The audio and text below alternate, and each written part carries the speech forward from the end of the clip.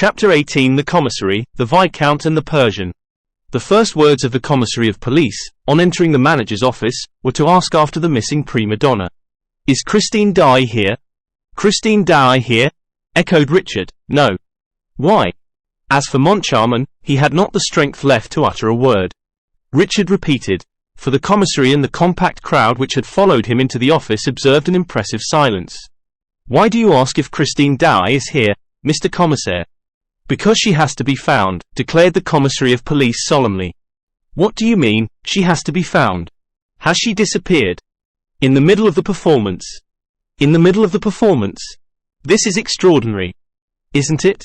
And what is quite as extraordinary is that you should first learn it from me." "Yes," said Richard, taking his head in his hands and muttering. "What is this new business?" "Oh, it's enough to make a man send in his resignation." And he pulled a few hairs out of his moustache without even knowing what he was doing. So she disappeared in the middle of the performance," he repeated.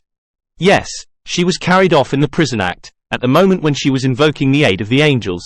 But I doubt if she was carried off by an angel. And I am sure that she was." Everybody looked round. A young man, pale and trembling with excitement, repeated, "I am sure of it." "Sure of what?" asked Meffroid. "That Christine Daaé was carried off by an angel, Mr. Commissaire, and I can tell you his name." "Aha, M. le Vicomte de Chagny. So you maintain that Christine Daaé was carried off by an angel of the opera, no doubt?" "Yes, monsieur, by an angel of the opera. And I will tell you where he lives, when we are alone." "You are right, monsieur." And the commissary of police, inviting Raoul to take a chair, cleared the room of all the rest, excepting the managers. Then Raoul spoke. "Le commissaire. The angel is called Erik. He lives in the opera and he is the angel of music." "The angel of music? Really? That is very curious. The angel of music." And, turning to the managers, Meffroid asked, "Have you an angel of music on the premises, gentlemen?" Richard and Moncharmin shook their heads, without even speaking. "Oh," said the Viscount, "those gentlemen have heard of the opera ghost. Well, I am in a position to state that the opera ghost and the angel of music are one and the same person, and his real name is Erik." Meffroid rose and looked at Raoul attentively. "I beg your pardon, monsieur, but is it your intention to make fun of the law? And, if not, what is all this about the opera ghost?" "I say that these gentlemen have heard of him." "Gentlemen, it appears that you know the opera ghost." Richard rose, with the remaining hairs of his moustache in his hand. "No, Commissary, no, we do not know him, but we wish that we did, for this very evening he has robbed us of 20,000 francs. And Richard turned a terrible look on Moncharmin, which seemed to say, "Give me back the 20,000 francs, or I'll tell the whole story." Moncharmin understood what he meant, for, with a distracted gesture, he said, "Oh, tell everything and have done with it." As for Meffroid, he looked at the managers and at Raoul by turns and wondered whether he had strayed into a lunatic asylum. He passed his hand through his hair. "A ghost," he said, "who, on the same evening, carries off an opera singer and steals 20,000 francs is a ghost who must have his hands very full. If you don't mind, we will take the questions in order. The singer first, the 20,000 francs after. Come, M. de Chagny, let us try to talk seriously. You believe that Ms. Christine Daaé has been carried off by an individual called Erik. Do you know this person? Have you seen him?" "Yes." "Where?" "In a churchyard." Meffroid gave a start, began to scrutinize Raoul again and said, "Of course. That's where ghosts usually hang out. And what were you doing in that churchyard?" "Monsieur," said Raoul, "I can quite understand how absurd my replies must seem to you.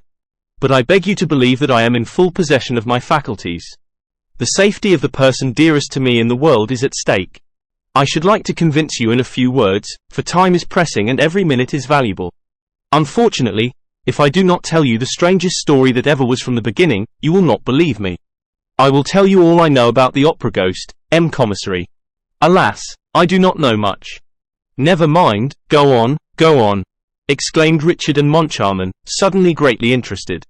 Unfortunately for their hopes of learning some detail that could put them on the track of their hoaxer, they were soon compelled to accept the fact that Raoul de Chagny had completely lost his head. All that story about Perros Guirec, death's heads and enchanted violins, could only have taken birth in the disordered brain of a youth mad with love. It was evident, Also, that Mr. Commissary Meffroid shared their view, and the magistrate would certainly have cut short the incoherent narrative if circumstances had not taken it upon themselves to interrupt it. The door opened and a man entered, curiously dressed in an enormous frock coat and a tall hat, at once shabby and shiny, that came down to his ears. He went up to the commissary and spoke to him in a whisper. It was doubtless a detective come to deliver an important communication. During this conversation, M. Meffroid did not take his eyes off Raoul. At last, addressing him, he said, "Monsieur, we have talked enough about the ghost. We will now talk about yourself a little, if you have no objection. You were to carry off Ms. Christine Daaé tonight?" "Yes, M. le Commissaire." "After the performance?" "Yes, M. le Commissaire." "All your arrangements were made?" "Yes, M. le Commissaire." "The carriage that brought you was to take you both away. There were fresh horses in readiness at every stage." "That is true, M. le Commissaire." "And nevertheless your carriage is still outside the rotunda awaiting your orders, is it not?" "Yes, M. le Commissaire." "Did you know that there were 3 other carriages there, in addition to yours?" "I did not pay the least attention." "They were the carriages of May Sorelli, which could not find room in the Cour de l'Administration, of Carlotta, and of your brother, M. le Comte de Chagny." "Very likely. What is certain is that, though your carriage and Sorelli's and Carlotta's are still there, by the rotunda pavement, M. le Comte de Chagny's carriage is gone. This has nothing to say to." "I beg your pardon. Was not M. le Comte opposed to your marriage with Ms. Daaé?" "That is a matter that only concerns the family." "You have answered my question. He was opposed to it. And that was why you were carrying Christine Daaé out of your brother's reach." "Well, M. de Chagny, allow me to inform you that your brother has been smarter than you. It is he who has carried off Christine Daaé." "Oh, impossible," moaned Raoul, pressing his hand to his heart. "Are you sure?" "Immediately after the artist's disappearance, which was procured by means which we have still to ascertain, he flung into his carriage, which drove right across Paris at a furious pace." "Across Paris?" asked poor Raoul, in a hoarse voice. "What do you mean by across Paris?" "Across Paris and out of Paris, by the Brussels road." "Oh," cried the young man, "I shall catch them." And he rushed out of the office. "And bring her back to us," cried the commissary gaily. "Ah, that's a trick worth 2 of the Angel of Music's." And, turning to his audience, M. Meffroid delivered a little lecture on police methods. "I don't know for a moment whether M. le Comte de Chagny has really carried Christine Daaé off or not, but I want to know, and I believe that, at this moment, no one is more anxious to inform us than his brother. And now he is flying in pursuit of him. He is my chief auxiliary. This, gentlemen, is the art of the police, which is believed to be so complicated and which, nevertheless appears so simple as soon as you see that it consists in getting your work done by people who have nothing to do with the police." But M. le Commissaire de Police Meffroid would not have been quite so satisfied with himself if he had known that the rush of his rapid emissary was stopped at the entrance to the very first corridor. A tall figure blocked Raoul's way. "Where are you going so fast, M. de Chagny?" asked a voice. Raoul impatiently raised his eyes and recognized the Astrakhan cap of an hour ago. He stopped. "It's you," he cried, in a feverish voice. "You, who know Erik's secrets and don't want me to speak of them. Who are you?" "You know who I am. I am the Persian."